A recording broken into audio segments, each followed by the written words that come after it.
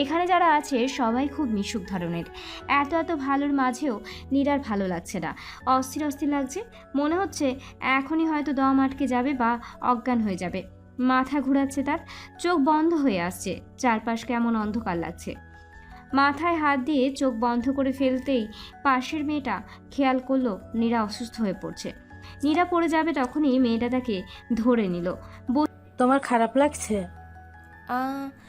আসলে মাথা ঘোরাচ্ছে আমার, দাঁড়িয়ে থাকতে পারছি না। ম্যামের থেকে ছুটি চাইলে কি দেবেন? আমি জানি না কেন এমন হচ্ছে। গাড়িতে তুলে দিব তোমায়? আমি আন্টিকে বলে দেব। খুব উপকার হতো। আচ্ছা, তুমি একটু রেস্ট নাও। শরীর একটু ভালো হলে আমি গাড়ির ব্যবস্থা করে দিচ্ছি। কেমন লাগছে এখানে আপনার এরা? বলতে বলতে দরজা ঠেলে ভেতরে প্রবেশ করলো সাদমান। নীরার পাশের মেয়েটা এগিয়ে এসে বলল, স্যার, নীরা একটু অসুস্থ, মাথা ঘুরে পড়ে যাচ্ছিল। কি বলছেন? নীরার দিকে এগিয়ে এলো সাদমান, কপালে হাত ঠেকিয়ে বলল। কই, জ্বর নেই তো? নীরা সাদমানের দিকে মুখ উঁচু করে তাকালো, শান্ত গলায় বলল, আমাকে বাড়ি পৌঁছে দেবেন একটু? হ্যাঁ, কিন্তু অসুস্থ তাহলে এখানে আসতে গেলেন কেন? অসুস্থ ছিলাম না, এখানে এসে মিনিট 15 হলো খারাপ লাগছিল। আচ্ছা, আপনার ব্যাগটা নিয়ে বাইরে আসুন, আমি বাইরে অপেক্ষা করছি। সাদমান বাইরে যেতেই নীরা ঘড়িতে সময়টা দেখল, 10টা বাজতে চলেছে। তার মানে মৌ এখনই রান্নার জন্য রান্নাঘরে যায়নি।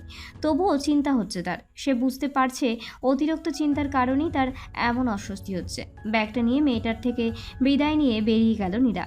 যে করেই হোক আজকের দুর্ঘটনা আটকাতেই হবে তার। মনুষ্যত্ব জলাঞ্জলি দিতে সে পারবে না। ফারাজ আর বেলা আগেই তৈরি হয়ে নিচ্ছে।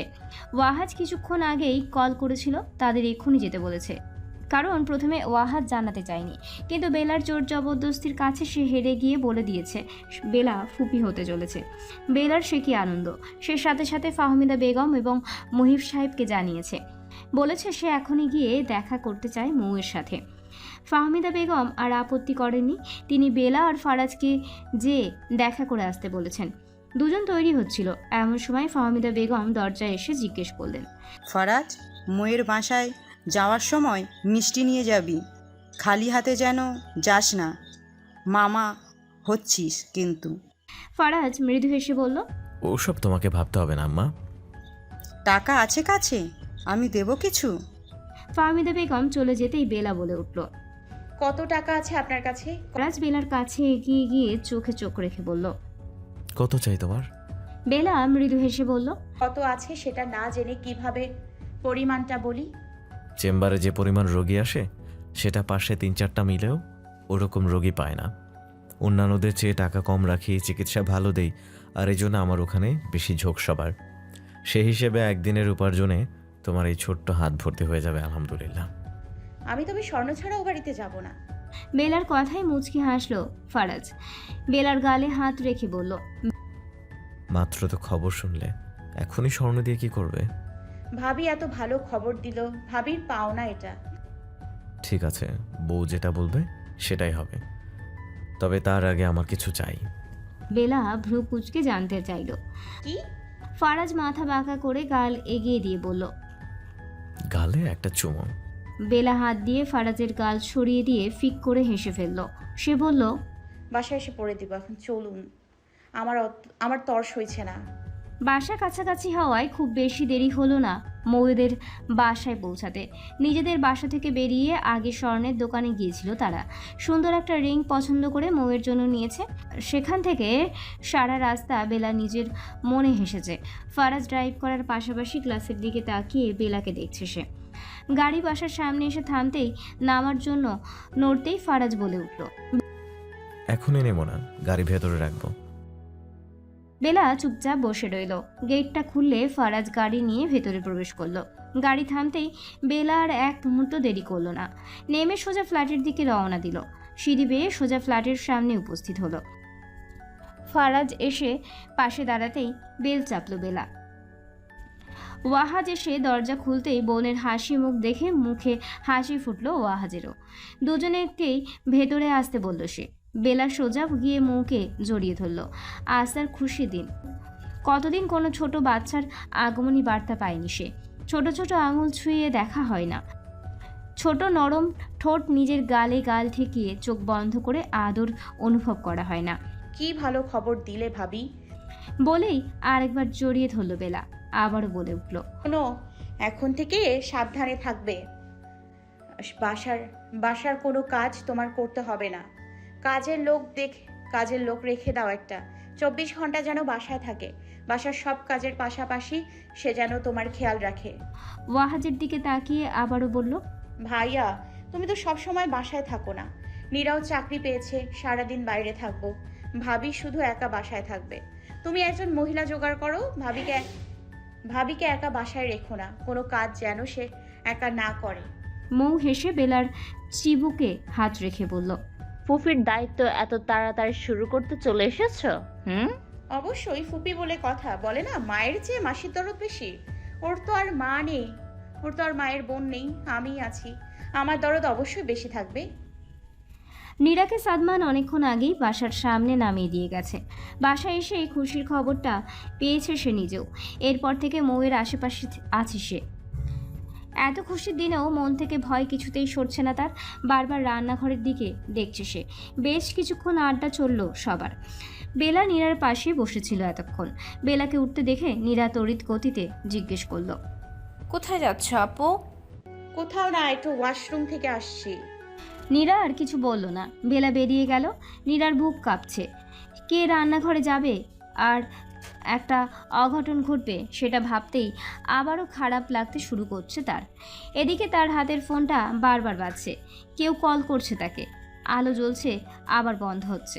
মিনিট কয়েক পর বেলা দরজার সামনে এসে বলল, তোমরা সবাই বসো, আমি চা করে আনছি। চা খেতে ইচ্ছে করছে।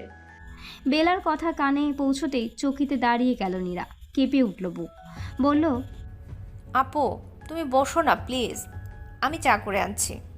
বেলা সিরিয়াস মুডে বলল। তুমি গল্প করো, আমি আসছি। বেশি সময় লাগবে না। নীরা শ্বাস টানল। কারোর ক্ষতি সে করতে পারবে না। এতে যা হওয়ার হোক, কারোর কথায় ভালো মানুষগুলোর ক্ষতি সে করতে পারবে না। সে সিদ্ধান্ত নিল রান্নাঘরে সে যাবে। প্রয়োজনে নিজের কিছু হয়ে যাক, তবুও এই মানুষগুলোর ক্ষতি সে করবে না। নীরা এগিয়ে গেল। বেলাকে হাত ধরে টেনে রুমে নিয়ে বলল,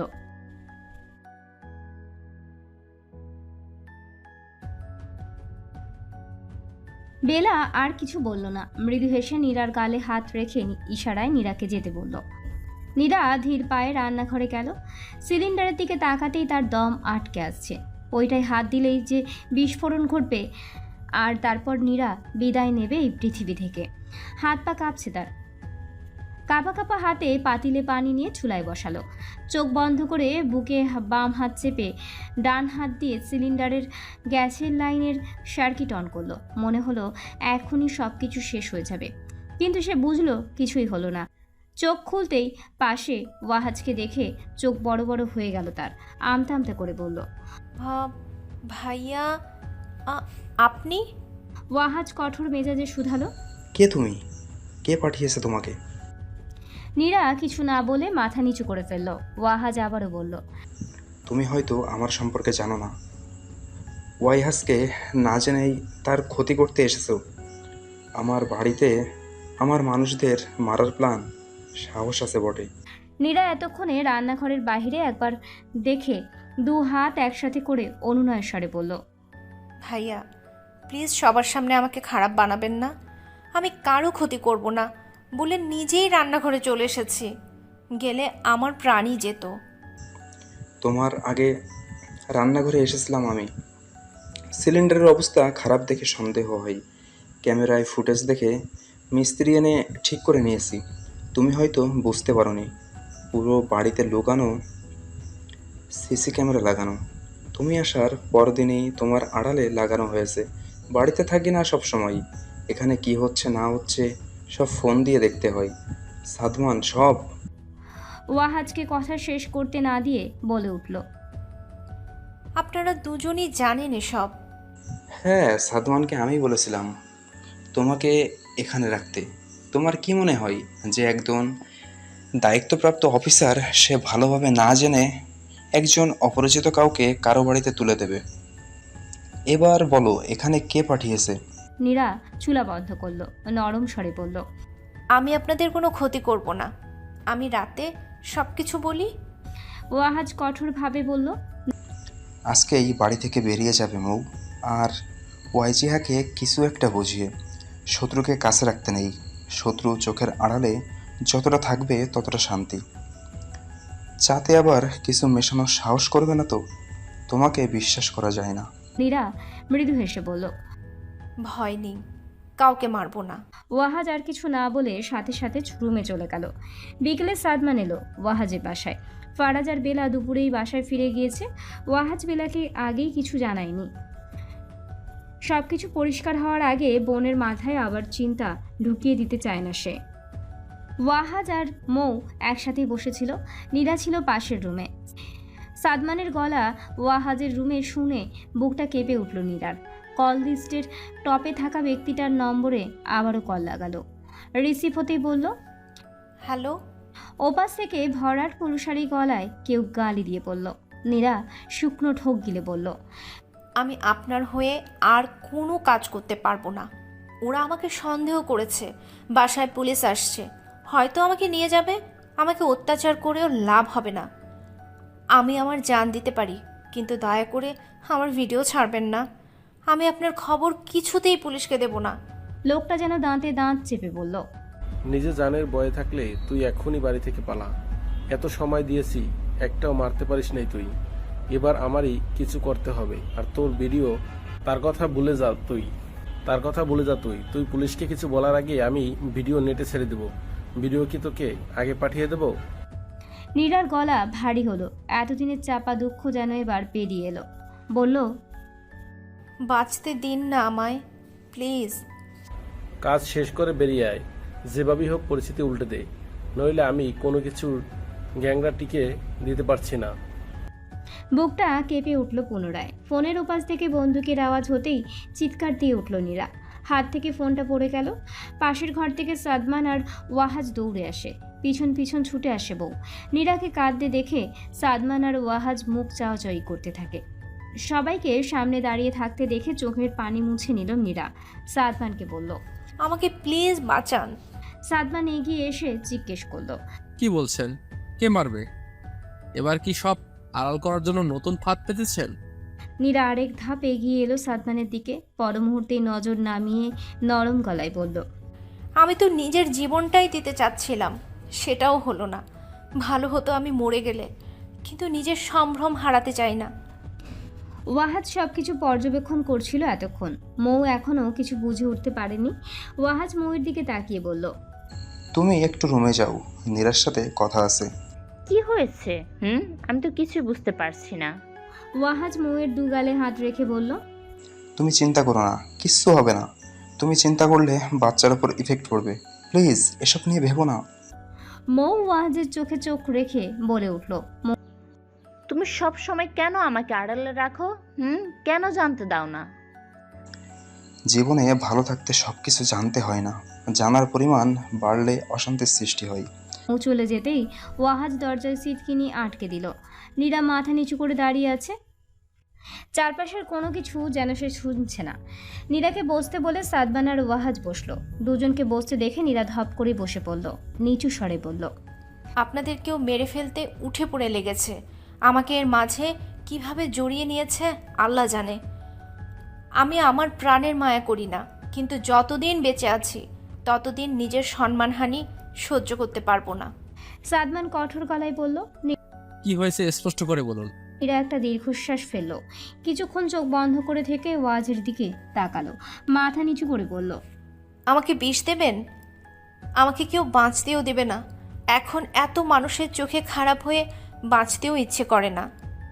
ওয়াহাজ নীরার কথার উত্তরে কিছু না বলে শুধালো, কে তুমি? এখানে আমাদের ক্ষতি করতে কেন এসেছো? কি করেছি তোমার? নীরা হাতের উল্টো দিকে দিয়ে চোখ মুছে বলল, আপনারা আমাকে সন্দেহ করলে প্রথমেই কেন ধরেননি? কেন শুধু শুধু মায়ায় জড়ালেন? নীরা, আমি কিছু জিজ্ঞেস করেছি। আমি জানি না। কি জানো না? কে আমাকে পাঠিয়েছে? মানে? সাদমান পাশ থেকে বলে উঠল, সেদিনের ঘটনা মিথ্যে ছিল?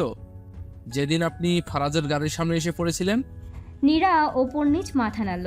সাদমান অবাক হলো না, কারণ কোনো কিছু ঘটানোর আগে এরকম কিছু অঘটন ঘটাতেই হয়। সাদমান চোখ মুখ শক্ত করে বলল। কোন দিন আপনার? নীরা সাদমানের দিকে তাকালো, নিজের ফোনটা সাদমানের হাতে দিল। সাদমান ফোনটা নিয়ে এটা ওটা চেক করতে থাকলো। ওয়াহাজ বলে উঠল। এক প্রশ্ন আমি তোমাকে বেশ কয়েকবার জিজ্ঞেস করেছি, আমার ধৈর্যের পরীক্ষা নিও না, আগাগোড়া সব বলো। নীরা শুকনো ঢোক গিলে বলল। আমার ওয়াশরুমের ভিডিও তার কাছে আছে। আমি জানি না এই অঘটনটা কিভাবে ঘটলো। বলেই কেঁদে ফেলল নীরা। সাদমান ফোনের ওপর থেকে চোখ সরিয়ে নীরার দিকে তাকালো। বুঝলো চোখের এই পানি মিথ্যে হতে পারে না। ওয়াহাজ বলল। সত্যি বললে সাহায্য পাবে, আর মিথ্যে বললে সাজা। সিদ্ধান্ত তোমার। নীরা ফুপিয়ে উঠল, বলল। আমি ন্যাশনালে নতুন ভর্তি হয়েছি। যে বাসায় উঠেছিলাম সেখানে এই ঘটনা ঘটেছিল। একদিন আমার ফোনে কল এলো, মেসেঞ্জার চেক করতে বলল। মেসেজ চেক করে আমার নেগেটিভ ভিডিও পেলাম। আমাকে যা যা বলা হয়েছে বা হচ্ছে সেগুলো করার চেষ্টা করে যাচ্ছি। আমাকে বলেছে আমি তার কথা মতো কাজ না করলে ভিডিও ভাইরাল করে দেবে। কি কি করেছো তুমি? নীরা মাথা নিচু করে বলল। ওনার কথা মতো এ বাড়িতে এসেছি। আপনাকে আর ওয়াজিহা আপুকে মারার কথা ছিল। চোয়াল শক্ত হলো ওয়াহাজের। কঠিন স্বরে বলে উঠল। কে সে? নাম জানি না। কিভাবে খুঁজে বের করবো তাকে? জানি না, তবে তার নাম্বার এখানে আছে। তোমার কি মনে হয় এখনো তাকে এই নাম্বারে পাওয়া যাবে? বলদ লাগে। বেশ কিছুক্ষণ কথা চলল তিনজনের। এক পর্যায়ে নীরা বলে উঠল। রিমন নামে কেউ পরিচিত আছে? একদিন কথায় কথায় বলেছিল আপনাকে ধ্বংস করতে না পারলে তার নাম রিমন নয়। ওয়াহাজ মনে করার চেষ্টা করলো। বেলার কথা অনুযায়ী অতীত ঘেটে কিছু মনে পড়তেই চোখ বড় বড় করে জোর গলায় বলে উঠল। রিমন। ওয়াহাজ রুম থেকে বেরিয়ে যেতেই নীরা সাদমানের দিকে তাকালো, মৃদু গলায় বলল। আমি আপনার ব্যবহারে অন্য কিছু বুঝেছিলাম। বুঝেও আমি নিজেকে আপনার কাছ থেকে দূরেই রেখেছিলাম। আপনার তালে তাল মেলাইনি। তবে আপনার আজকের ব্যবহারে মনে হচ্ছে সব কিছু মিথ্যে। ভাগ্যিস মন নরম হয়নি আমার। আপনার প্রতি মন নরম হলে তো আমি এতক্ষণে শেষ হয়ে যেতাম। কিছু মানুষের আসল রূপ জানলে মরে যেতে ইচ্ছে করে। আপনার এতদিনের ব্যবহার, আমাকে নিয়ে ভাবা, অন্যরকম অনুভূতি সৃষ্টি করার চেষ্টা, সব কিছু মিথ্যে ছিল। সাদমান বেশ স্বাভাবিক গলায় বলল। সবকিছু ওয়াজ ভাইয়ের প্ল্যান ছিল। আপনার সব কিছু অভিনয় ছিল? জি, আপনার মতোই। আপনি বলেছিলেন গ্রাম থেকে সেই লোকের সাথে এসেছেন, লোককে জেলে রাখা হয়েছিল, জামিনও পেয়েছে হয়তো। সেরকম কোনো কেস না। বিস্ময়কর ব্যাপার হচ্ছে ফারাজের গাড়ির সামনে কিভাবে আসলেন? নীরা কিছুক্ষণ চুপ থেকে বলল। সব সময় সব কিছু নজরে আছে একজনের। তবে ওনার গাড়ির সামনেই যে পড়েছিলাম এটাও কল করে বলা হয়েছিল। সময় হিসেব করে বলে দিয়েছিল হয়তো। আমাকে যেভাবে বলেছে সেটাই করেছি। তার মানে সবাইকে আগে থেকে চিনতেন? বলেই ভ্রু কুচকে তাকালো সাদমান। নীরা ওপর নিচ মাথা নাড়ল। এবার সে জিজ্ঞেস করলো। আপনারা আমাকে সন্দেহ করে সেদিনই ধরেননি কেন? সন্দেহ আমি করিনি, করেছিল ওয়াহাজ ভাই। আপনার সব কথা তাৎক্ষণিকভাবে জানা যেত না। কেউ কেউ জান দিয়ে দেয় কিন্তু সত্য কথা বলে না। আপনার সত্যতা জানতে সব রকম পারিবারিক ছোঁয়া দেওয়া হয়েছে। ভালো ব্যবহার, ভালোবাসা, সাহায্য সব কিছু দিয়ে আপনার এই রূপটা বের করে আনা হয়েছে। বিশেষ করে আমার করা ব্যবহার আপনাকে বাধ্য করেছে যে এখানে সবাই আপনাকে বিশ্বাস করে নিয়েছে। আমি আপনার প্রতি কঠোরতা প্রকাশ করলে আপনি সচেতন হতেন, ভুল করতেন না। এই যে লাস্ট করে ভাবিকে মারার কথা ভেবেছিলেন, কিন্তু সেটা করতে পারেননি। মানুষের ভালো ব্যবহার অনেক কিছু বদলে দিতে পারে। সাদমান একটু থেমে আবারও বলল। সেদিন আপনার ফোনে কিছু পাওয়া যায়নি কেন? কারণ কম দামি বাটন ফোন দিয়ে যোগাযোগ হতো।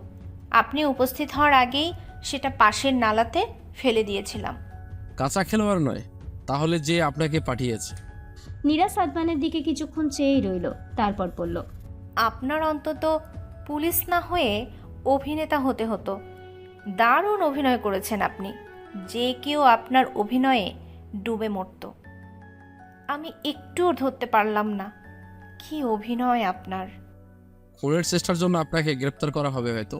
ফাঁসি চাই প্লিজ। এত এত অমানুষের মাঝে আর বাঁচতে ইচ্ছে করছে না।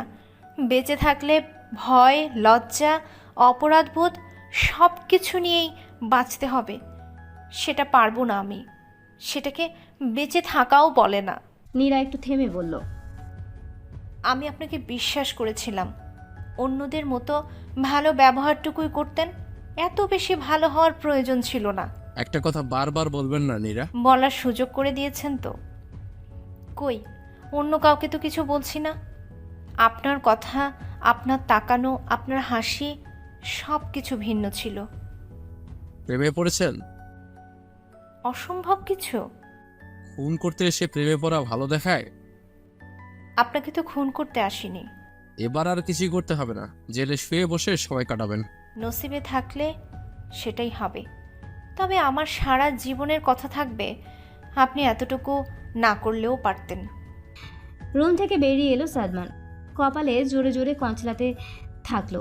খারাপ লাগছে তার, ভীষণ খারাপ লাগছে। পছন্দ করতে শুরু করা মানুষটার এমন সত্য বেরিয়ে আসবে কে জানতো। ওয়াহাজ সামনে এসে দাঁড়াতেই সাদমান বলে উঠল, ভাইয়া, ওনাকে তো সন্দেহ করার মতো সেদিন কিছুই ছিল না। এক রাতের জন্য এখানে রাখতে চেয়েছিলাম, আপনারাই বললেন ও এখানেই থাকবে। আমি তো নীলার ব্যাপারে কোনো ক্লু পাইনি সেদিন। অনেক কিছুই ছিল না। সে এখন বলছে আগের ইউজ করা ফোনটা ফেলে দিয়েছিল। আপনি ওকে সন্দেহ করেছেন, এ কথা আমাকে জানাননি কেন? আজ ওকে ঠিকই বলেছেন যে আমি সব কিছু জানি। আমাকে জানালে আমার জন্য একটু ভালো হতো। আপনার বাড়িতে থাকতো। আপনি না জানালে আমি কিভাবে জানবো? ওয়াহাজ একবার রুমের দিকে তাকিয়ে আবারও সাদমানের দিকে তাকালো, বলল, তোমাকে বললে তুমি সন্দেহের নজরে দেখতে, ওর সাথে ভালোভাবে মিশতে পারতে না। বড় ভুল করে ফেলেছেন ভাইয়া। কি হয়েছে? বাই দ্য ওয়ে, তুমি কোনোভাবে ওই মেয়েটার প্রেমে পড়ে যাওনি তো? সাদমান কিছুক্ষণ নিশ্চুপ ওয়াহাজের দিকে চেয়ে রইল, তারপর বলল, একটা ছেলে একটা মেয়ের প্রেমে পড়তেই পারে, সেটা কি অসম্ভব কিছু?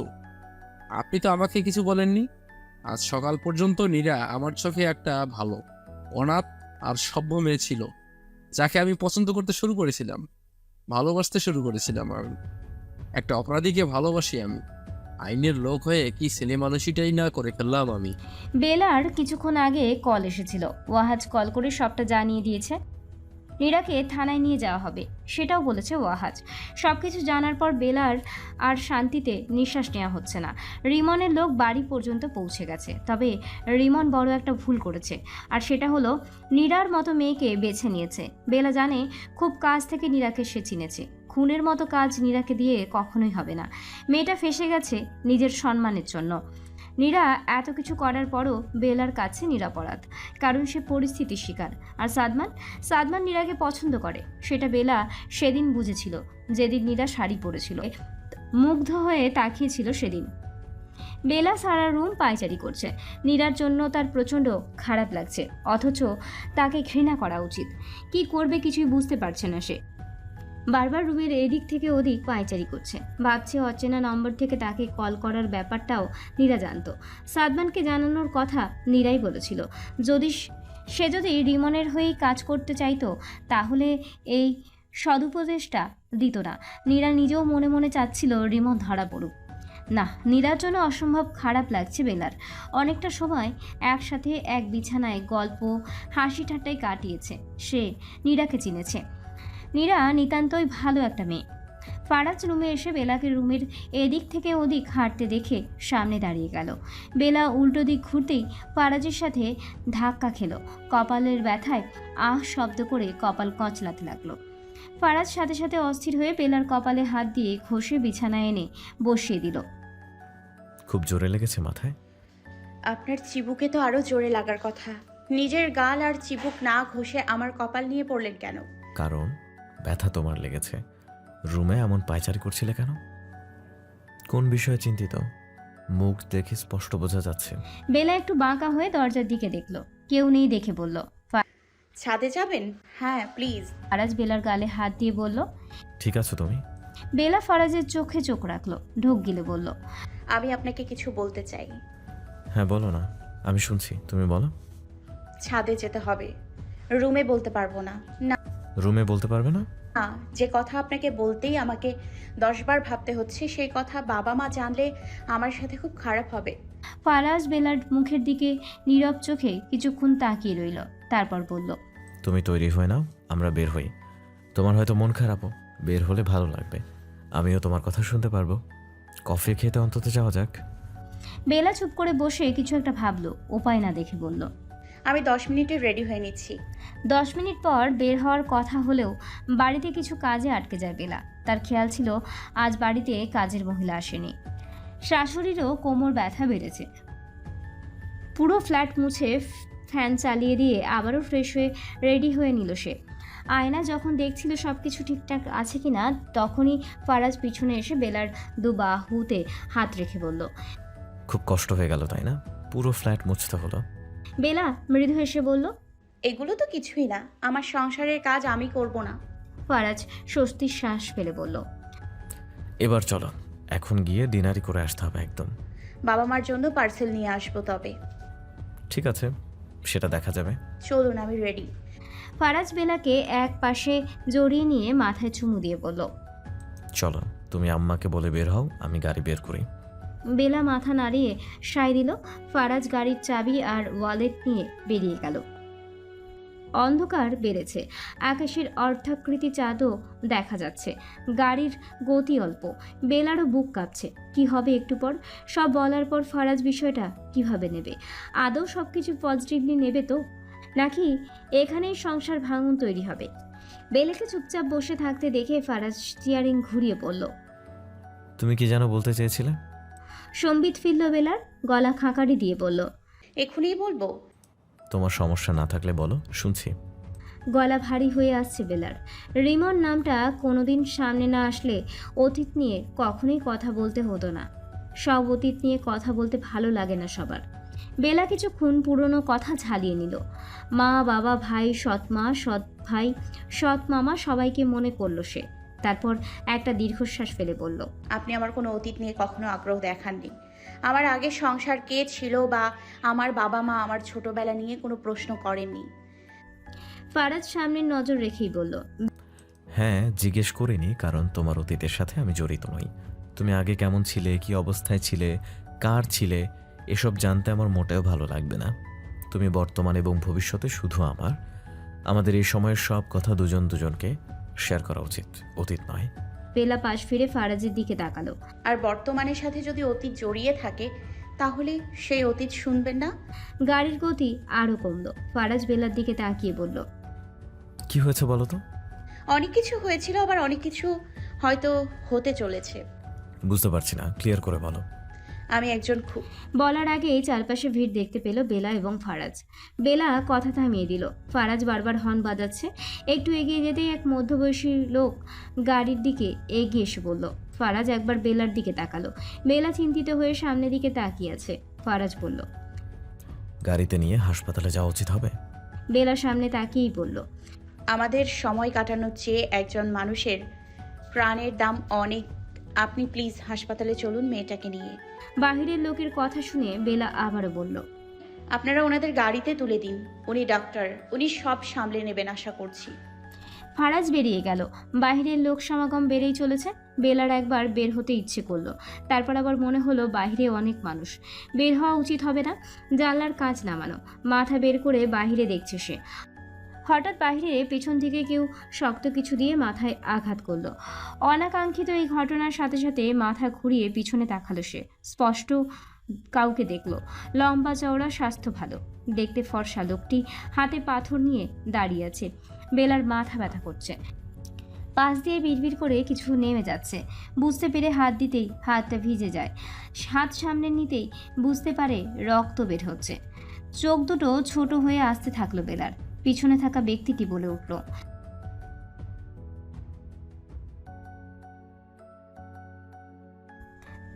কয়েকজন এসে গাড়ির পিছনের সিটে দুজনকে তুলে দিল। ফারাজ তড়িঘড়ি করে ড্রাইভিং সিটে বসে বেলাকে উদ্দেশ্য করে বলল, ওয়াজিহা, সর্বনাশ হয়ে গেছে। গাড়িতে সাদমান আর নীরা ছিল, ওরা দুজন হয়তো বেরিয়েছিল। আমি ওয়াহাজ ভাইকে কল দিয়ে হসপিটাল আসতে বলেছি। বেলার কানে কথাগুলো পৌঁছালো ঠিকই, কিন্তু কোনো উত্তর করতে পারল না। চোখ বন্ধ হয়ে এলো তার। বেলা, নীরা এবং সাদমান তিনজনকেই হাসপাতালে ভর্তি করা হয়েছে। ফারাজ এক মুহূর্তের জন্য বেলার কাছ থেকে সরেনি। বেলার মাথায় ব্যান্ডেজ করা হয়েছে।